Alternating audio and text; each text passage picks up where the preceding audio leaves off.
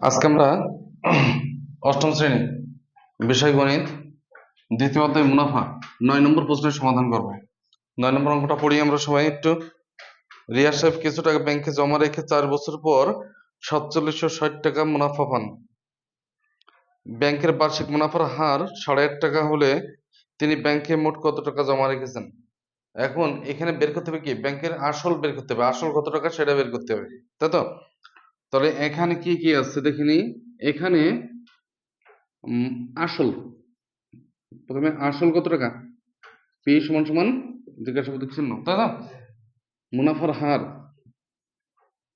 মুনাফার হার কত টাকা, আর সমান সমান কত হবে, 8.50, বা খেয়াল করে এখানে 8.50/100, তাই তো?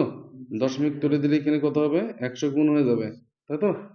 শূন্য শূন্য কেটে যাচ্ছে না? আচ্ছা, তাহলে আমরা আরেকটু কাটবো। 5 দুগুণে 10, 5 17 85 সমান সমান 17/200। এটা বুঝতে পারছো সবাই? হুম। তারপরে কি আছে, মুনাফার হার, তারপরে সময়, সময় কত বছর, হ্যাঁ 4 বছর, সময় 4 বছর। আরেকটা আয় সমান সমান কত, মুনাফা, তাই না? মুনাফা কত টাকা,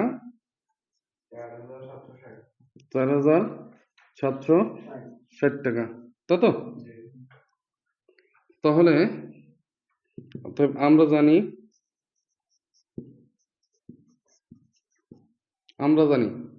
পি সমান সমান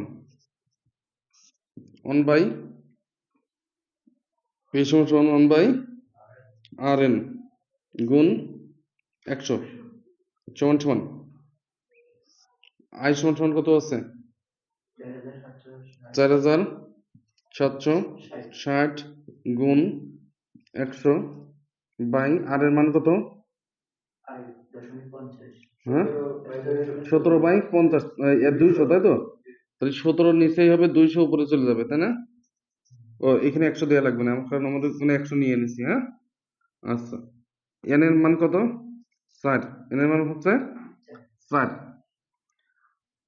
4×50 কত, 200 কেটে যায় না? 17 দিয়ে এটা কাটলে কত হয়, 17 দুগুণে 34, 2 বিয়োগ করলে হচ্ছে 4, 1 14, 6 46, 146, 7 7 দুগুণে 14, 3 7 21, 4 7 28, 5 7 35, 6 7 42, 7 8 7 8 56, 8 দিয়ে যাচ্ছে, 7 8 56 56, 6 হাতে কত, 5, 8 8 8 আর 5 14, 14 ছিল না আমাদের, 14, এখানে একটা শূন্য বসে যাবে, 50 দিয়ে ওটা গুণ করলে কত হবে, 0 0 50টা 40, শূন্য হাতে কত, 4, 5 দুগুণে 10 আছে 14, 14,000 টাকা। অতএব নির্ণয় আসল 14,000 টাকা। এটা বুঝতে পারছো?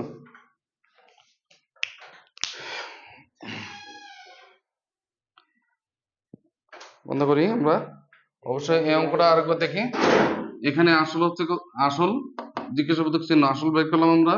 মুনাফার হার হচ্ছে আর সমান সমান 8.5%, সময় এন সমান সমান 4 বছর, মুনাফা আই সমান সমান 4760 টাকা। আমরা জানি পি সমান সমান এটা, এটা দেওয়া লাগবে না, আমরা এই 100 নিয়ে নিয়েছি, হ্যাঁ, এই কারণে। ওকে।